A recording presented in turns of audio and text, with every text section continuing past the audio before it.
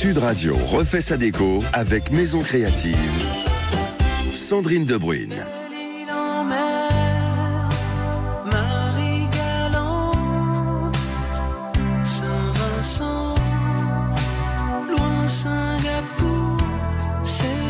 Belle-Île-en-Mer, Laurent Voulzy, on est en 86 avec Sandrine Debruyne puisque tout cet été c'est de la déco et des tubes de l'été.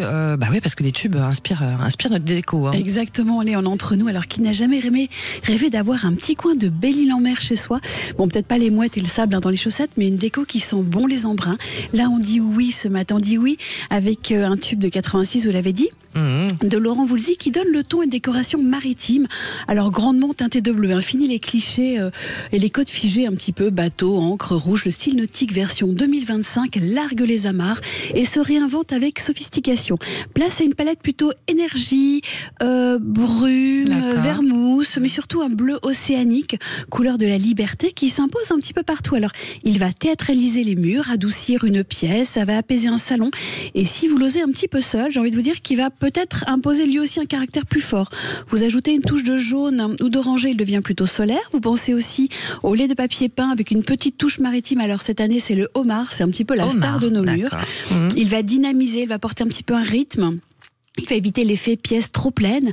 Il sera parfait avec un chrome étincelant. Alors, vous avez bien entendu du chrome parce que c'est une matière qui va capter la lumière, un petit peu comme les reflets du soleil sur la mer.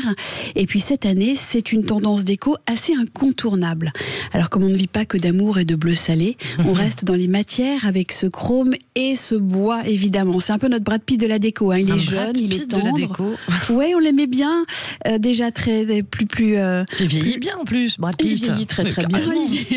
Il sent bon, il a toujours autant de charme. On se calme, Sandrine. Qu'est-ce qui vous arrive là? C'est l'été, là, c'est la chaleur. Quand c'est bien bateau recyclé, on est d'accord. On reste sur le bois.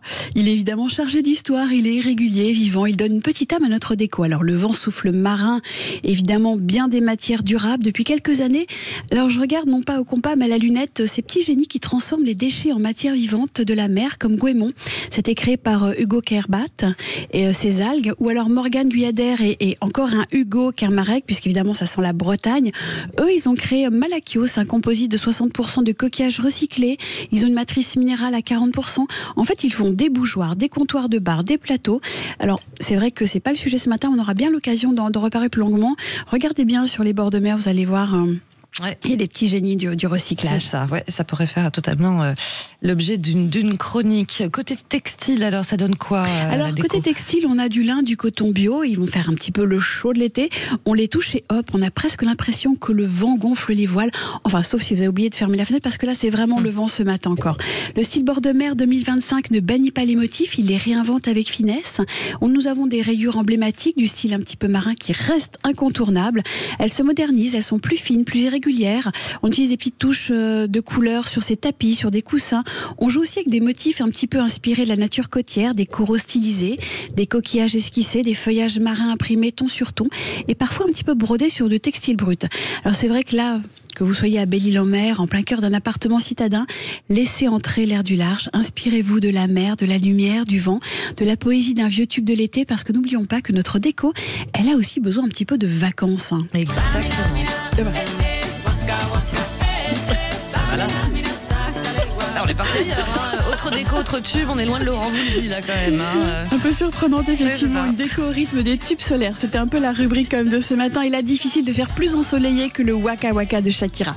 C'est un hit planétaire de 2010 qui nous donne tout de suite envie de taper du pied. Les premières secondes à peine nous donnent envie de danser. Elle nous inspire une déco tout d'un coup plus pleine de vie, pleine de couleurs, de caractère. Une déco ce que j'appellerais afro-inspirée. Alors c'est une tendance joyeuse, elle est puissante, elle est affirmée, exactement comme le refrain du morceau. On entre dans un univers qui mêle l'artisanat, les matières brutes, les couleurs chaudes et énergiques.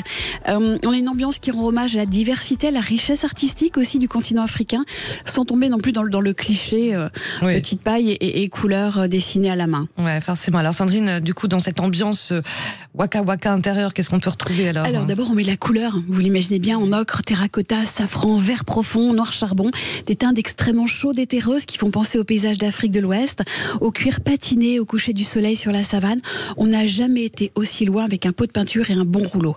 En fait, côté matière, c'est un festival sensoriel, du bois foncé, du cuir vieilli, des fibres naturelles, un petit peu comme le sisal, le raffia et le rotin. C'est vrai que le rotin, on en a, eh bien écoutez, ça tombe bien, il est toujours tendance, sans oublier les tissus wax, aux imprimés vibrants, aux motifs symboliques. Accrochez-en un petit peu en teinture murale, en cossin, en effet fauteuil.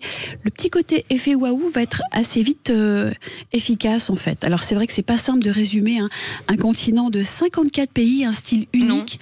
Non. En revanche, leur point commun, c'est un véritable intérêt pour les racines artisanales. Des couleurs, des motifs qui distillent dans un imaginaire collectif quelque chose d'assez joyeux. Vous misez sur des objets qui ont une histoire, des paniers tressés à la main, des masques traditionnels, des poteries sculptées ou encore des petites boîtes en perles de verre. Voilà. Ouais. Chaque pièce raconte quelque chose, en tout cas.